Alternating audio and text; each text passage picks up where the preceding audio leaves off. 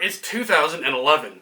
You've just gotten home and you're getting ready to get on with the boys to play what is, in my opinion, the most underrated game out of the entire Modern Warfare trilogy, Modern Warfare 3. Modern Warfare 3 was a game that had a lot to live up to, specifically coming off the heels of its predecessor, Modern Warfare 2, in 2009. A lot of people were speculating if it would live up to the hype, if it would follow through on the story that the initial first two games crafted. And if you ask me, I would say it did a fantastic job wrapping up the story, not only giving us a very, very sentimental ending to a game franchise that had been building for the previous two games, but it also gave us a killer multiplayer and one of my favorite aspects of the original Call of Duty franchise, the Spec Ops mode, which brought back not only the special missions that you could do with your duo, but also survival mode. And throughout the campaign, through Spec Ops, and of course in multiplayer, Modern Warfare 3 picked up right where Modern Warfare 2 left off by bringing back what is the king of rifles, the ACR. And today, we're going to talk about exactly how I got my version of the Modern Warfare 3 ACR in the world of Airsoft. Welcome to the Wolf's Den, and to all of our new viewers, I'm very excited to have you here, and I want to take a moment to say thank you to all of you who helped us get to this point at 3,000 subscribers. If this is your first time here, allow me to introduce myself. My name is Wolf, or at least that is the call sign I go by here on the channel, as well as out on the Airsoft field. Now, this is a video that I have technically done before, but since we've been getting a lot of new people into the channel since I made this one at 100 subscribers, it only felt right that at the next milestone of 3,000, with the number of you that are asking for me to make this video, that we go ahead and do that. Before we get too far though, I do want to follow up with that and say how thankful I am for all of you guys that have been hopping onto the channel, both new and returning viewers. I am truly grateful and truly appreciative of all the support you guys have been giving and allowing me to do what I do here on YouTube. It is incredibly humbling, not only to see all of you guys coming into the comments and all the love and the support that you guys have been leaving there, but also the number of you that have been out at my local field of Bing and have told me how much you guys enjoy the channel and the videos that I make. It has truly been a crazy experience, and one that I did not expect to have this early on in my YouTube career, if you want to call it that. But I just want to say, before we get into today's video, truly, from the heart, I really appreciate you guys, and doing videos like this, honestly, are some of my favorites, because it's a reminder of why I get to do stuff like this in the first place, which is those of you guys that are watching right now. So, truly, I greatly appreciate it, regardless of if you've been here from the very beginning, or if you've just gotten here recently. Truly, thank you guys for watching. And with that said, I won't get too mushy. We're going to get into today's video because we have a decent amount of stuff to cover, and I know you guys are really excited for what's on the table here in front of me. Now, if you guys are new to the channel, or you've gotten here fairly recently, or this is your very first video, you may not know that I have done this video before. Now, not exactly to the degree that we're going to be covering it today, but I have done what I called a deep dive on my Remington ACR, aka the ACR here in front of you, before. I did that for the 100 subscriber milestone. If you guys want to go and watch that, you can of course head to the link I'll leave in the description for you guys, as well as in the pinned comment if you haven't seen that before, just to see kind of where the channel started and see how much progress we've made. Because honestly, I think the comparison between this video, once it's all done, and the previous one is really going to show you guys just how much of a journey it's been, even though it's only been a couple of years at this point. Typically, I'll do a more in-depth history of the replica that we are discussing, like I did with the M14 and with the FAL, and I also did that with my other ACR, kind of talking about the history of the Masada program and the ACR moving forward. So with that in mind, we're going to keep the history very brief and talk about it more in my personal experience and why this is such an important rifle platform to me in particular. As I mentioned in the intro, this particular version of the ACR was brought into Modern Warfare 3, moving away from the earlier iteration of the Masada in Modern Warfare 2 in 2009, but Modern Warfare 3 is where I really started to enjoy it. That game in particular holds a very special place in my heart, and by extension, this rifle here in front of me does as well. I played a lot of the survival mode with my dad at the time when I was younger, and when you would get to those tier 3 enemies that had the ACR in that 6.8 caliber, I would pick it up pretty much every time and just use it for the rest of the game until it get to a point where obviously the enemies scaled so much that the rifles really didn't do enough damage. You had to go to something a little bigger. But anytime I got a chance to have my hands on the ACR, I went for it. And that really, really started to develop, not just in Modern Warfare 3, but when another game hit the scene. And as some of you could probably guess, the game I'm talking about is Ghost Recon Future Soldier. Now, if you look across the promo art, the cover art, even the main menu screen, the main weapon of choice for the main character of that game, Kozak, is the ACR. Not just any ACR, this ACR. And that, of course, was a choice that carried over into every modern Ghost Recon after that. First being Kozak's main weapon of choice in Future Soldier, and then being a very prominent weapon in Ghost Recon Wildlands, and being so prominent in the Ghost Recon franchise at that point that when it wasn't included in Breakpoint on launch, the player base demanded that it get added with the major update that brought in the AI teammates. So that should give you guys a pretty good understanding of why this particular version of the ACR, and the ACR in general, is my favorite across the board. Like, not even a competition. There is no system, no platform that I think is as cool, as aesthetically pleasing, as ergonomic as the ACR. Having one in my hands now does confirm a lot of that for me, but the main factor for me having an ACR, of course, is nostalgia. You can say whether that's good or bad. It, of course, has a bit more to do with the actual performance of the rifle in the real world, and the ergonomics and the innovation that it brought about personally that I think is also really neat, but I'll save that for another video. That's a whole other rant I could go on.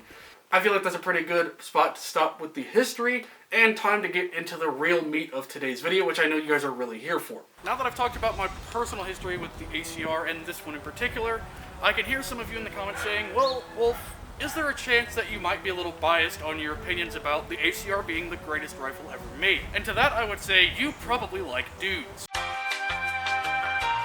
And to that I would say, your taste is absolute dog shit. And to that I would say, you are partially correct. Part of the reason that I really enjoy the ACR as a whole is, of course I have a history with it, but in the real world of firearms, it brought forward a lot of really cool innovations that, quite frankly, are just really neat. Now, that was a little undercut with the development of the ACR when it was finally released to the civilian market. As many of you know, part of the main reasons it was never adopted into the military is it wasn't super well received. The companies that designed it overpromised what that would be there for the civilian market when it was released, and when it finally dropped, it was underdelivered. And as a result of that overpromising and underdelivering, the ACR sort of fizzled out as a whole and was never adopted in the military, although if you look at the program that the ACR was a part of in military trials, the trial that it was a part of never had a winner and mysteriously stopped for some reason, even though the ACR was doing rather well in said trial. Now, I'm not one to say anything about military contracts suddenly stopping production. There's definitely not a current case going on with that whatsoever. Definitely not a three-letter company that's having a little bit of trouble with their new military equipment. Nothing like that, of course. But all that to say, in the world of firearms, the ACR is just a really, really cool design, and it's something that, in my opinion, and across the board, if you compare it to platforms that are similar, say the SCAR or the PSA Jackal, anything that's similar to the ACR that has either done or has tried to do what the ACR accomplished in its platform, in its design, just on its face value, in my opinion, holding one in my hands, just doesn't live up to. Everything about the ACR, the ergonomics, the functionality, everything about this thing when I have it in my hands just feels so much better than any other system that is remotely close to it, whether that be a SCAR or the PSA Jackal or something like the Bren, the HK433, or even the Robinson XCR. And before any of you jump on my case about the whole real-world firearm thing, yes, I understand I live in a state that, for whatever reason, doesn't believe in the Second Amendment. That's not really my fault. That's just because the people that run our state are, well, for lack of better terms, retarded. Oh, brother, this guy stinks! And so, by extension, I don't have a lot of experience with the real thing. But with as close as a one-to-one as I can possibly get, and having as close as a one-to-one to other platforms that are similar in my hands before when it comes to airsoft, I am a firm believer that somewhere in another timeline, another universe, the ACR did finally get adopted, and everyone finally saw what I see in the ACR as a platform. So, now that we are back inside, we're going to talk about internals. This is easily the question I get asked the most in relation to this replica here in front of you, which is, how did I get it running the way that I do? Is the process of HPing an AEG'd version of the MSK easy? Is it worth my time, or should I just keep it as an AEG? Naturally, we have to talk about what was in this replica before we can talk about what is currently in this replica, and kind of talk about the process of changing all that stuff out. Now, as I mentioned before, we'll talk about the biggest question I get asked, which is the original hop-up actually good? In my experience, it might be different for some of you guys out there, but this hop-up is trash. Absolute hot garbage. No offense to WE, this is probably the worst piece in the entire system out of the box, and the reason falls on one thing and one thing only. As you're shooting, you can set the hop-up wherever you need to, and it'll be fine for the first maybe 20 to 30 rounds. But if you start really ramping up that rate of fire and start really using it, this gear will not hold in place. It will slowly start to back off until you have 0 hop. And that is really a bad thing to have. That is part of the original system. Again, originally, this gun out of the box came with a version 2 gearbox. And in all honesty, aside from the hop-up being a pain in the ass, this thing shot really, really well. I took it out to an op at Bing the very first week that I got it, and it did really, really well. I think it shot somewhere between 350 to 400 feet per second, which out of a tiny short boy like this is really good. Like, it was super well compressed, the shimming was really good. I was honestly very impressed with WE on the stock performance of the MSK when I got it. The other issue that I did run into, and I will show you guys how to fix it, is mag fitment. So on the A and K version, it fits pretty much any mag you put into it really, really easily. The WE has a problem. This is the original mag that you get with the ACR here in front of me. And as you can see, it is a replica PMag, and it honestly runs just fine. Very good mag, not a complaint there with the one that's included with this gun here. But the problem came when trying to fit some other mags. This obviously is an EPM. A lot of you probably know what these are. Very, very well known in the airsoft space. Very venerated and very, very nice quality. I personally don't use them a whole lot.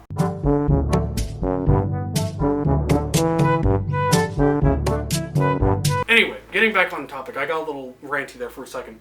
The problem that I ran into, not so much with the BAMF mags. The BAMF mags were okay, but especially with the A mags and the EPMs, the little heads on them where the BBs feed out and that little spring is housed is a bit longer than what the original high cap is. I'll put these together so you guys can kind of see that. But this little tail where the spring is housed is just slightly longer on this guy and this guy compared to the original PMag it comes with. Where this became a slight issue is inside here. Again, I'll put in a closer image of this at some point so you guys can see. There is a little recess in here to house that tail. And the little recess that is designed to house them in here on the inside of the mag well does not fit every mag. So what I did is very lightly sanded the inside U-shape for that tail to sit in. And after doing so, these mags seat no problem. Very, very easy thing to fix. Don't go crazy sanding that down. You just need maybe a couple millimeters of play, and every mag that you put in here will actually seat and sit properly and feed nicely. I had a couple of you asking how I was using EPMs in it at one point, and it didn't occur to me that, oh, not every person can use that because of the little recess for the tails. I completely forgot. So for those of you wondering how I got EPMs to run in this at one point, that is how I had to do it. You have to sand down that little U-shaped crevice for the tail of the spring housing on the top of your mag, so that way it can fit. Now that we've talked about the mag situation and how to get those mags to fit every time, regardless of what version you want to use, let's talk about the internal build that I have in my ACR right now. Starting with the most vital part of the entire system, we have a Polarstar F2 housed inside the same original gearbox that this gun came with. I will let you guys know make sure to keep that original gearbox. Don't swap it out for anything else because of the way that the safeties have to connect. The gearbox that's in here is semi-proprietary, so to get those safety selectors to seat properly, keep the original gearbox even if you're going to make changes to it. Of course, thanks to that F2 being in here, that really simplified the internal workings of this replica so that the list that you guys can follow is a lot shorter. Internally, inside the gearbox, we obviously have that F2, like I mentioned before. You have the Polarstar trigger board, which does require a modification to the outside selector switch, which I will show you guys, don't worry. And obviously, that's pretty much it inside the actual gearbox of this gun. You don't need a whole lot for that F2 in there to run. The wiring obviously follows the same track as it would have when it was an AEG, all the way up here to the front, which is where my FCU now sits, and where my battery goes whenever I plug it in. Oh, that does remind me, one thing I did forget with the nozzle is it is not the original F2 nozzle. I believe on Amped, if you're going to get it from there, which I would personally recommend because they make it super easy to find the exact nozzle you want in their setup, it is nozzle number 8, I do believe. There is one for the A&K Masada, which I had up here a second ago. That one is just slightly too long for the WE MSK. So, make sure that when you're getting this, if you're going to put an F2 into it, specifically get the VFC SCAR H nozzle. With that done though, it's time to go out to the range, and we're going to do what we normally do. We're going to do a little bit of range testing, talk about the performance out on the field with you guys, and of course, we're going to have to do our cream soda penetration test. So, if you guys will follow me out, let's head out there and do a little bit of testing. Now, if you've been on the channel before, you know what time it is. It's time for our cream soda penetration test. But before we do, as normal here, we need to talk about the performance that we're getting out of the ACR first. That way you guys have a gauge of where this thing is before we actually see how far it's going to go through our 6 cream sodas. So, on average, I use the ACR at 80 PSI with that Polarstar F2, keeping it very field legal for Bing at 300 to 315 feet per second, at just about 1.3 to 1.5 joules, which is that upper limit of the 20-foot MED that they have going at the field. Now, we're going to start at that 80 PSI and see what the normal does, but if it doesn't give us the results we're really looking for, we might go ahead and get a little spicy with it. So, moving over to the table here, you guys can see we have our 6 cream soda cans set up very nicely. And you might notice, if you've been on the channel before, we have something a little bit different that we haven't had before. For this one, I've constructed a little contraption. It's a box with a window cut through it and a little hole in the front so I can shoot through it. But the reason is, behind the scenes, it gets really annoying trying to get these cans to stay in a perfect line with the wind. And, as you guys know, I'm a man of science, and I want to try to eliminate as many variables as possible for our cream soda penetration test, and this keeps them all nice in line without having to fight the wind, and when the round actually impacts, it should keep them all in line, so we get a nice, clean through line. Without further ado, I'll go ahead and line this up here, switch that off of our safe to a semi, and we are going to let this rip. Again, 80 PSI with about 300, 315 feet per second at 1.3 to 1.5 joules, using a 0.32 gram BB, going through our cream sodas in 3, 2, 1. Okay. Very interesting. Those didn't move a whole lot. This one can tried to jump out of its spot. And we have a substantial hole. I don't know how well that's going to get on camera here. Pretty big exit hole on that first one. Now the real question, oh boy. Oh man. Pretty big dent on number 2 with an entrance exit on the other side. And then a pretty substantial dent on what I'm assuming is can number 3. We'll look at that again just to make sure in slow-mo. But quite a bit of dablage there. That's a lot of damage! Now, that's not as much damage as I was expecting. We definitely got a lot more on that first can. But, I don't know about you guys, I think we're going to get just a little bit more spicy with that 120 and see, let's see what it does.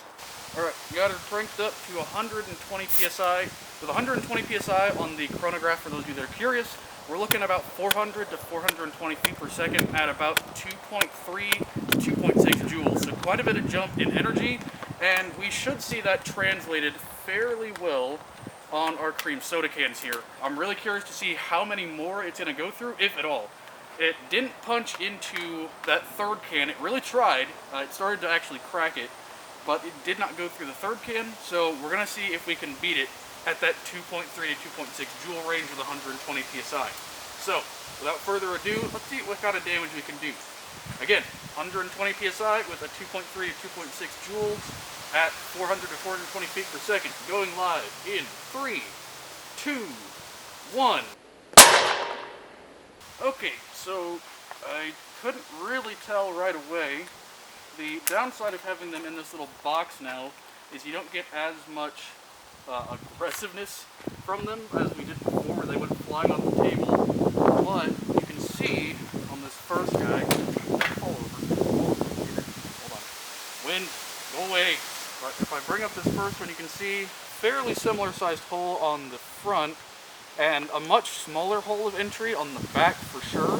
And I think that has to do with the speed at which these are coming out. Father, help! The wind is not wanting to cooperate with us, but you can see here is our first can. First can and second can look almost identical on the entry and almost identical on the exit. So that's a big difference between the 120 to the 80 psi. And if we pull our third guy out, again, very similar exit, or entrance rather. You can see it's starting to drop a little bit though, because the one had almost perfectly on the middle, and now it's dropping to that bottom section. So on number 4, you can see it did what it did on number 3 last time. Made a really good dent. It tried to go through, but what is more fascinating, assuming it's still in the box, well, that was our BB that just fell out. The last time it didn't capture that. This time it actually captured our BB.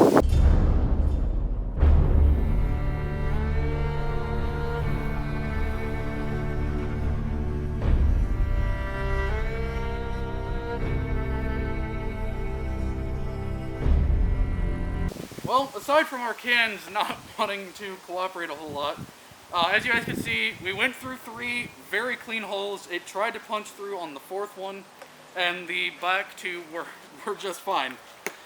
Clearly the box needs a little bit of work. The wind is still a pain in the ass, but I think that's a really good demonstration of the difference of energy that you get with that 80 psi to the 120 psi.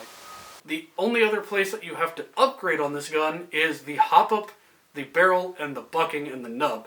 So we're going to go ahead and talk about that, because that is a spot of contention for a lot of people, both dissing on me a little bit and wanting to know how I have this gun set up for the accuracy and the performance that I get. In order to give you guys a closer look of what's going on the inside of my ACR here, I've swapped over to this camera angle so you guys can get a much closer look while I disassemble this. First and foremost, we're going to go ahead and pop this pin here, and we're going to get into the very first modification that I've made to my ACR, which is a quality of life thing that I've done to the handguard in particular. With the handguard off, you guys can see the 2 little pins that the handguard actually mounts with. They attach to these little runners right here on the side of the upper receiver. There is one on each side, one for each pin, but originally when I had this on here, it would like to shimmy back and forth just a little bit. So to alleviate that, I have added these little teeny tiny O-rings, if I can get one to come off here. As you can see, these guys are really, really small, and for the dimensions of them, if you guys can see this, I don't know if it's going to come up on camera because it's very shiny, but these are 1/4 by 1/8 by 1/16 O-rings. And in this particular little package that I have, it gives you a bunch of them. So as these gradually wear out, because they are on a spot where there's going to be a lot of wear on them, you can very easily just swap them out for a new one if they get torn, ripped, or if they just eventually wear down. Moving from our first point of modification, we can get to the rest of the custom work that's inside this ACR. Now to do that, we need to pull this back and ensure that our hop-up is set to the 3rd position, marked with a little teeny tiny 3, and it's the only odd number on this actual chamber. If you are still using the original hop-up, you don't need to worry about this just yet, but it's just something to keep in mind if you end up doing what I've done of modifying this hop-up to fit in here. you'll have to make sure this is at your neutral point anytime you want to pop this guy open, even if it's just for general maintenance and not going super hard into the actual internals of this particular platform. Now that we've made sure that our hop-up is set to that neutral point, we can go ahead and close the bolt and start to work on the next two pins, which are this one here at the rear and this one here at the front of our lower receiver. This one right here will just pop straight open and allow the upper receiver to hinge forward on the pin at the front of the lower receiver. Unlike the other pins we've already taken out, this one does not come out of its position on the lower receiver. You just want to pull it all the way through, and once you hear that clicking noise, the upper receiver is free to get removed from the lower, and this pin stays where it's at. Once you have your upper and lower separated, you can go ahead and pop this back down so it stays out of the way, and then come back to this last pin, which is your stock retaining pin, and that one just comes straight out, and your stock can come free, no problems whatsoever, leaving you with just your lower receiver and your upper receiver. Before we move our lower receiver away to talk about what's in the upper receiver, I think now is also a good point to talk about my FCU settings, because I'm sure there's a few of you that are going to ask what settings I have in this. Now that I have a battery plugged in, I'm just going to quickly thumb through all of my settings, letting you guys kind of have a look at what I have going on in each of my settings for my FCU. Again, you guys can feel free to play with these however you want, but after a lot of testing, a lot of messing with these settings, these are the ones that I found to be the most efficient, the best for this particular setup that I have in this ACR. So if you want to follow exactly how I have mine set up, that is exactly what you would need to get that rolling. But the ones that are really important for getting this thing running exactly how I have it set up are as follows. The close bolt setting is on, the DR is 15, the DN is 16, the DP is 10, and because I exclusively use semi-auto on this particular ACR, my RF is set to 30. Again, there are a bunch of other settings that you can go in and play with, but the ones that I really honed in on are the ones that I put a lot of time into messing with and really testing to see how it affects performance and getting it as efficient and as cleanly shooting as possible. Again, if you're using a different setup or if you're using a different barrel length or anything like that, that will alter a little bit, and obviously you can change however you need to. Now that we've lightly covered our FCU settings without going down the FCU rabbit hole, I'm going to push the low receiver off to the side for now, and we're going to talk about what's inside our upper receiver, which I know a lot of you are very interested to know how I have working. Getting into the contents of our upper receiver, the first thing you're going to want to do is pull your mock bolt system out. Now, on the back of this little system, there is a screw that helps keep it all together. I would highly recommend going ahead and tightening down that screw if it isn't already, or if you feel so inclined, adding a little bit of Loctite to it. The reason I say this is with the motion of the bolt, that screw will slowly back itself out if you don't adjust it or tighten it or add something to keep it from doing so. And at some point when you go to open the rear of your ACR, that screw will not be seated anymore, and it will cause the spring and this little head right here to go flying out the back of your ACR, which obviously you don't want. You want this to all stay together as one unit. This obviously is not a major modification of any kind, but I thought it was worth noting just as a word to the wise for anyone who has an MSK of their own. Setting our mock bolt to the side, we can actually just slide it back in here. I just wanted to take it out to quickly mention that little quality of life thing. We can get to the real meat and potatoes that a lot of you are very interested in, which is my entire barrel setup, including my hop-up chamber. Having a look at the system in its entirety, we will go ahead and talk about what actually makes up the system before we talk about the modifications you would need to use the hop-up chamber itself. Looking under the hood here, we have a Maple Leaf Omega hop-up tensioner on the inside of our hop-up window, and a Prometheus purple bucking underneath the actual chamber that has been modified with a flat hop surface to pair really nicely with that sort of R-hop concave surface that the Omega tensioner has. And of course that is nicely paired with the 6.03 Tightbore inner barrel that we have from Prometheus. This one is coming in at 407 millimeters, which is a bit longer than what the outer barrel is, but it stays nicely hidden underneath my mock suppressor, giving me a little bit more of a runway for my BBs to go down and get the most amount of range, most amount of efficiency out of the air getting pushed down the barrel. And it is this piece right here that has perplexed quite a few of you in the comments, asking how I managed to get a Maxx model hop-up unit for a VFC Scar into my WE MSK. And to answer that, we're going to need to look at the original hop-up for this MSK and compare it to the Maxx model and see what the difference is. Now, while I would call this old reliable, the only thing it's reliable at doing is being a piece of garbage. Despite that, if we put these two side by side, you can see there are quite a few similarities in the general profile of these two hop-up chambers, which is what led me to think that I could put this particular version into my MSK in the first place. But there are two main differences that had to be addressed before I could get this guy into my ACR. The first of which being how the MSK deals with a retaining spring for the hop-up chamber. For anyone that has seen this particular model before, you will know that there is a key feature missing from this that it usually comes with, and that is that top spring that thread right there, a little hole, is designed for. The reason that that is not there is because the MSK solves that problem a little different. This is the spring that you are supposed to use with your MSK to apply pressure onto your chamber and push it back against your nozzle. While this difference didn't make a huge change in performance, it did present a problem that honestly was very easy to solve. All you have to do to remedy that is unthread the spring that is usually placed on the top of this hop-up chamber. And once you do that, that's completely fine. You'll then just start using this spring that's included with the MSK in its place, and you're good to go. The second issue that I encountered was a bit trickier to solve, and as you could probably gather, involved these little runners on the either side of the actual hop-up chamber itself. If we pull out Old Reliable here, you can see immediately that where these runners were originally on the Star version here from Maxx is much further forward than where they start on the original hop-up for the MSK. This presented a problem of available space.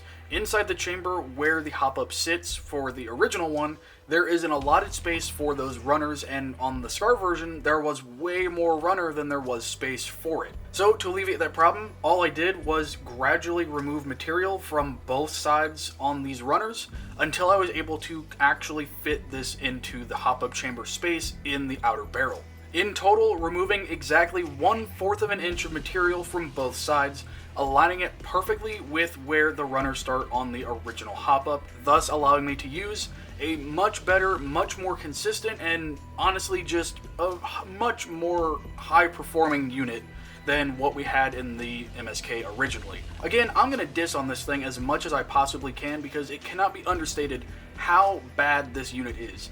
Literally, you can set it all the way forward, and as you're firing, it will gradually just push itself back to zero, making this hop-up chamber not only borderline useless, but causing the ACR to be forced to commit the cardinal sin of using a part from an inferior build that is the Scar. Which, if you're new here, doesn't happen very often when it comes to the Scar and ACR. Normally you see the Scar using parts from the ACR, not so much the other way around. Regardless of my personal vendetta against the Scar, this makes for a much better system as a whole than what it started with. After you've made these two modifications, you should be good to go to get this to seat just fine inside your WE MSK. However, before you can use your now modified hop-up chamber in your MSK fully, there is one more modification that we're going to need to make to the lower section of the ACR. Sliding our lower back into frame here, we can immediately see where the potential problem is going to come from for our hop-up being able to adjust on that rear dial. And that is this metal block right here at the front of the lower receiver. Originally, this metal plate was completely solid. There was not this cutaway underneath the nozzle, and as you can probably guess, that cutaway is what allows this actual hop-up unit, if I display this here for you, that is what allows the hop-up unit to swivel around like it's supposed to with that dial. So in order to make that modification, the best way to do that is to break the lower completely down, separating the gearbox and this block of metal from the lower so that you can work with it a bit easier. For anyone that's familiar with a version 2 gearbox, this breaks down initially very much the same as a normal version 2 gearbox. We have our motor plate here and 2 screws in the base of the motor grip that I'll go ahead and disassemble, and then we'll talk about what to do next. Now that we've removed those 3 screws, the 2 inside and the 1 outside of the motor grip, we need to remove the ambidextrous safeties on both sides of the receiver. Once you've loosened them enough, you don't need to fully take them out of the housing, and I would highly recommend that you don't because these guys are very, very small and you don't want to lose them. Set that one off to the side, and then this one, which you can call it the master selector, whatever you want to say, this guy has a ball bearing and a spring that help keep it in orientation. So this one, you definitely want to make sure you add a little bit of pressure so that it doesn't go flying, and then carefully bring that up. And you can see there is your spring housed inside of your selector. You want to make sure that stays in there, or at least nearby, so you don't lose it. And then same with your little ball bearing, which you can just set off to the side for later. Now, as you can see underneath there, we have these two little caps underneath your safeties. You want to remove both of those because that is what helps keep your safeties in position. That is the wrong size. Okay, round two. This should be the right one. There we go. So go ahead and remove these two little caps on the underside of your safeties.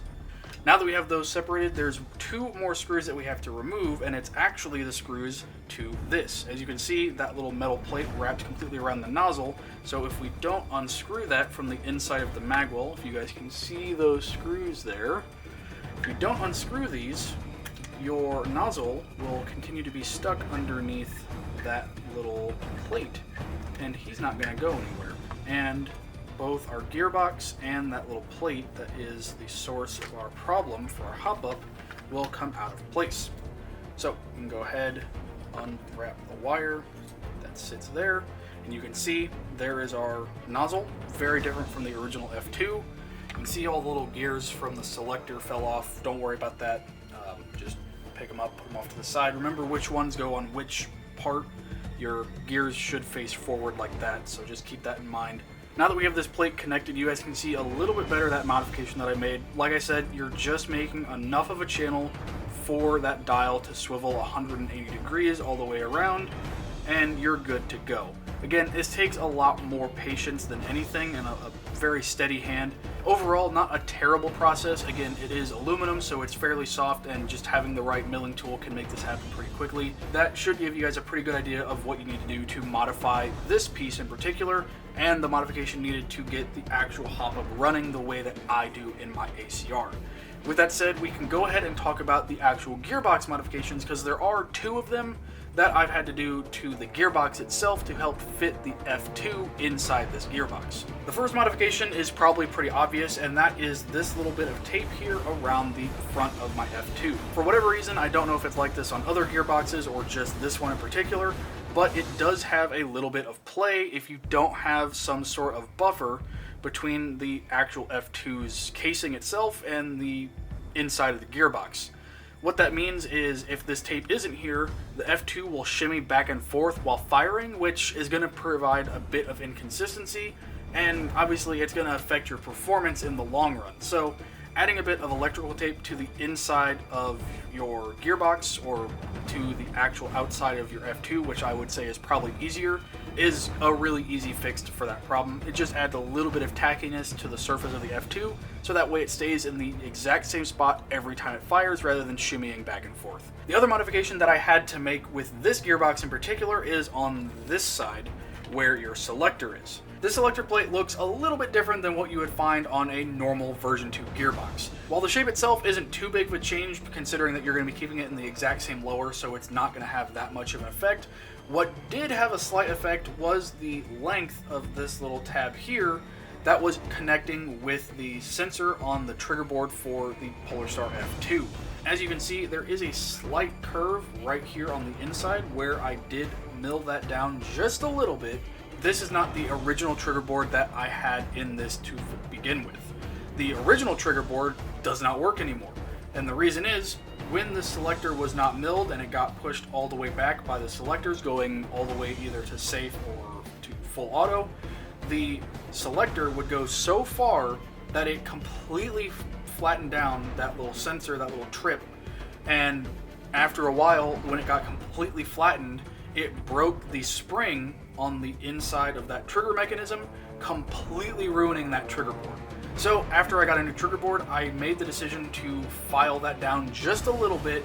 Unfortunately, for those of you that have seen this gun in person, that change did ultimately mean that the selector does not go far enough back on the trigger board to engage full auto. This isn't a big deal for me in general because I don't often use full auto, but for those of you that really enjoy it and want to be able to use full auto with this version of the ACR, just gradually remove that material rather than doing what I did, which was remove a lot at once. Again, this is still a modification I would highly recommend if you're going to be throwing in a Polarstar F2 with this trigger board, because like I said, if you don't, eventually that little sensor right there will get completely annihilated by the selector as you move it back and forth between safe, semi, and full. That was not a fun thing to experience because all of a sudden the gun just did not work anymore. And I had no idea why until I broke it open and realized that sensor had gotten broken because the selector was overriding it too much whenever I would flip it down into full or semi. Outside of that though, that is all you would need to do to get the ACR running how I have it right now. A little bit of modification to the gearbox, specifically on the selector, and a little bit of tape on the F2 if you have the same problem that I did with this gearbox and the F2 having a little bit of a sizing difference.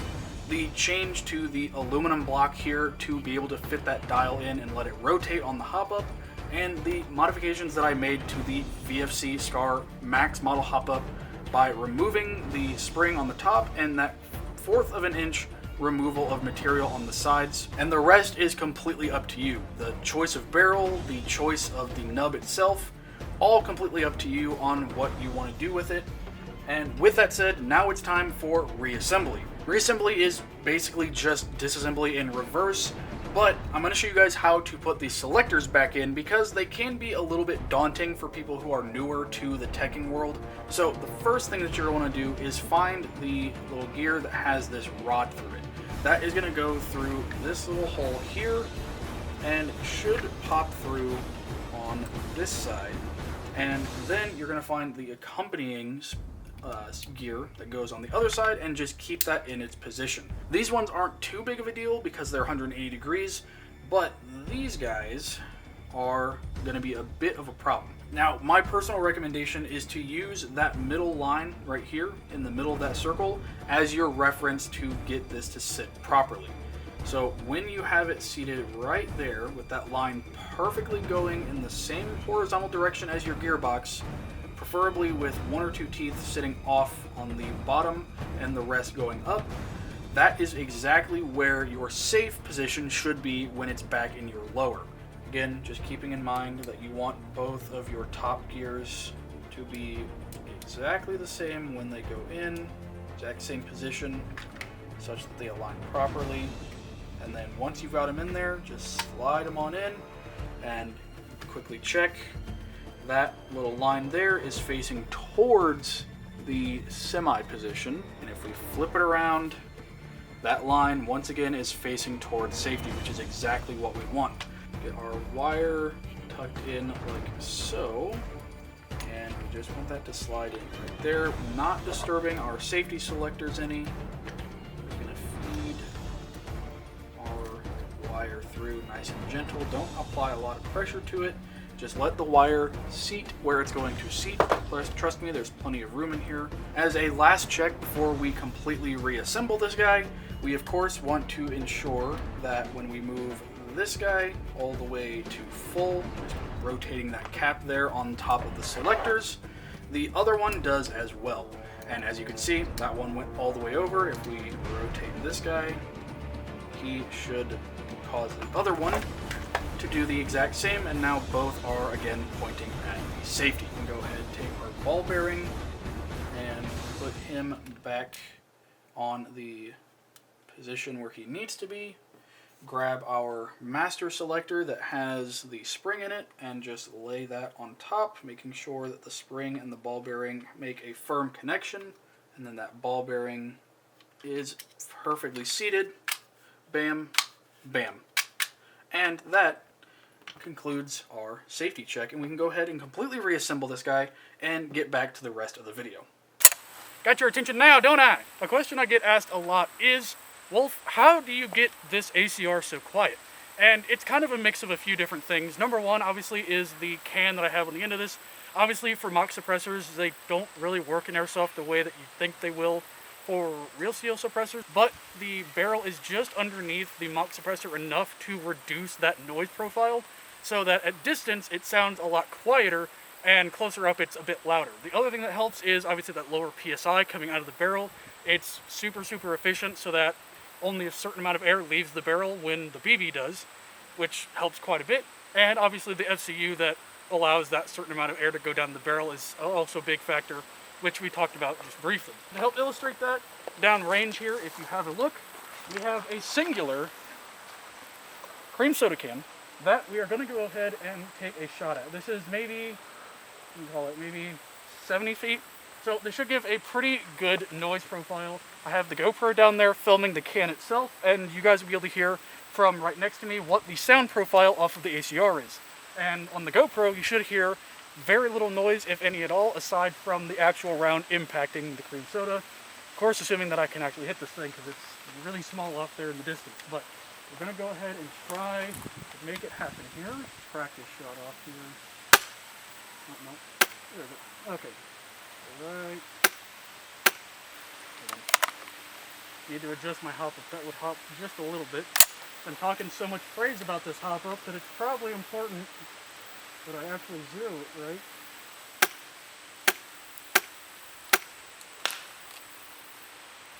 I think, did I just hit that? Oh, cool. I didn't realize I hit it, to be honest with you, initially.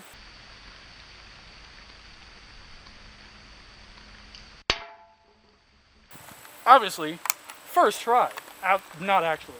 It's a lot harder to hit something that small from this distance than you think it is. If you guys want to try it yourselves, be my guest, but let's go have a look at the actual impact that we got off of this thing really quick and just see how it compares. Oh, I grazed that more than once, I think. So we have our initial impact, which you guys heard pretty good there. That's a pretty good dent from that distance. But it looks like here on the side, I don't know how easily that's going to come up on the camera there. There's a little graze mark there and a little one there, but I think that might just be from the main dent. I don't know for sure, but we definitely hit it for sure. I didn't think we did on that first one, but we definitely did. So definitely a lot less energy than when we had it right next to each other with the other 5 cream sodas, or 6. But still, good impact. So, hopefully guys, this video has helped answer a lot of the questions you guys have had about my ACR over the last 3 years, both for those of you that have been in the channel for the entire duration of that 3-year time, and those of you that are brand new to the channel. Again, I want to thank you guys so much for all the support, all the love you guys have been showing to the channel, and to me in particular, as you guys have been commenting on videos. It's been a blast seeing so many of you come in to join the channel and get us to this 3,000 subscriber mark. I am truly appreciative of all of you guys, and truly humbled that so many of you enjoy the content that I make. I truly couldn't do it without you guys, and it's important for me to be able to do these milestones for you. And as such, you guys let me know what you want the next milestone video to be. There's a couple of things that you guys have mentioned in the comments, talking about some different platforms or some different ideas or topics that you want me to talk about. But you let me know in the comments below what you want me to talk about next for our next milestone. I haven't decided what that's going to be yet. But at any rate, I hope you guys enjoyed today's video. If you did and you haven't already, be sure to subscribe to help continue to build the community towards that next milestone, whatever it may be. And be sure to leave a like, that way more people are able to see this and it doesn't get smacked down by the algorithm, because as you all know, YouTube isn't always super friendly to these types of deep dives that I do on the channel. Not making an excuse, of course, but just helping to get that in front of as many community members as possible, because I know a lot of you have been very, very excited for this video to come out. If there's anything that I missed, be sure to let me know that as well. And as always, this has been Wolf. Hope to see you guys next time I hit the field.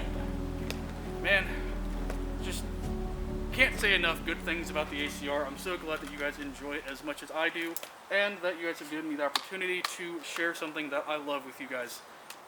Truly, you guys are awesome. Thank you for watching, and I'll see you guys in the next one.